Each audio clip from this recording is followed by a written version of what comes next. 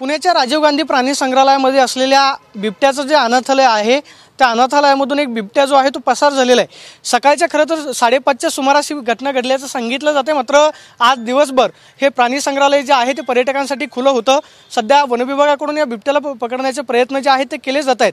ही माहिती ज्यावेळेस खरं तर प्रसारमाध्यमांना मिळाली त्यानंतर इथले वनविभागाचे कर्मचारी जे आहेत, पुणे महानगरपालिकेचे अधिकारी जे आहेत ते या राजीव गांधी प्राणी संग्रहालयामध्ये दाखल झालेले आहेत। आपण पाहतोय की ड्युटीवरती जे पुणे महानगरपालिकेचे कर्मचारी आहेत त्यांना बोलवण्यात आलेलं आहे।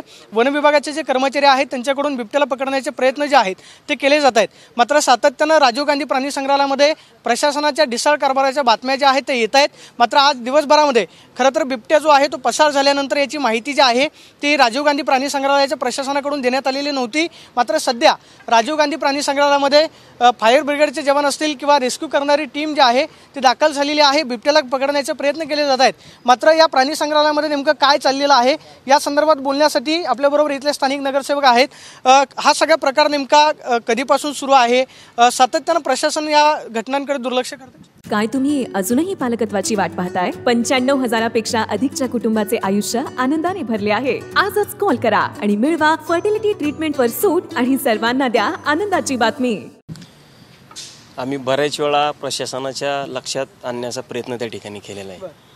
अनेक कोणत्या ना कोणत्या कारणाने या ठिकाणी प्राणी संग्रहालयामध्ये अनेक घटना त्यावेळेस त्या ठिकाणी घडतात। मागच्या वेळेस भटक्या कुत्र्यांनी त्या ठिकाणी हल्ला केला, जवळजवळ 4 हरणं मृत्युमुखी त्या ठिकाणी पावली। अशा अनेक वेळा त्या ठिकाणी या घटना घडतात। खरं तर आमची इच्छा आहे आज एवढं मोठं 130 एकरामधलं हे असणारं पुणे शहरातलं एकमेव प्राणी संग्रहालय की देशामध्ये हे ज्या भागात आज आपल्या कात्रजच्या भागात आहे, कात्रजचं नावसुद्धा त्या ठिकाणी खरं तर मोठं झालं पाहिजे। परंतु त्या ठिकाणी आज जर पाहिलं हे प्रशासन सातत्यानं असं कधीतरी वाटतं की जाणीवपूर्वक या प्राणी संग्रहालयाकडे त्या ठिकाणी दुर्लक्ष होत आहे का?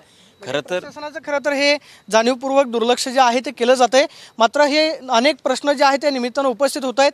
जर प्रशासन एवढं ढिसाळ पद्धतीनं कारभार करत असेल, हे 1000 पर्यटक दिवसभरामध्ये या प्राणी संग्रहालयाला भेटी देत आहेत, जर कदाचित दुर्घटना झाली असती, लहान मुलं जी आहेत ती खरं तर या प्राणी संग्रहालयामध्ये येतात, मात्र या संपूर्ण घटनेला जबाबदार कोण या संपूर्ण घटनेची माहिती जी आहे ती देण्यासाठी राजीव गांधी प्रशासनाच्या खरं तर प्रशासकाकडून टाळाटाळ जी आहे ती केली जाते। मात्र रात्री आता रेस्क्यू जे आहे ते सध्या सुरू झालेलं आहे। मात्र सकाळी घडलेली घटना आणि त्यानंतर 8 तासानंतर रेस्क्यू ऑपरेशन सुरू होतंय, त्यामुळे कुठेतरी प्रशासनाच्या कारभारावरती एक प्रश्नचिन्ह उपस्थित होतंय। मात्र सकाळी जी घडलेली घटना आहे इथले जसे स्थानिक सांगतायत, खरं तर आज बिबट्याला रेस्क्यू केलं जातं का किंवा बिबट्या जो आहे तो प्राणी संग्रहालयातून बाहेर पळून गेलाय का याची माहिती खरं तर मिळेलच। मात्र जी घटना घडलेली आहे ती दुर्दैवी असल्याचे इथले स्थानिक सांगताना आपल्याला पाहायला मिळतात। Camera person Vicky Soni, Pradeep Kapse, TV9 Marathi, Pune.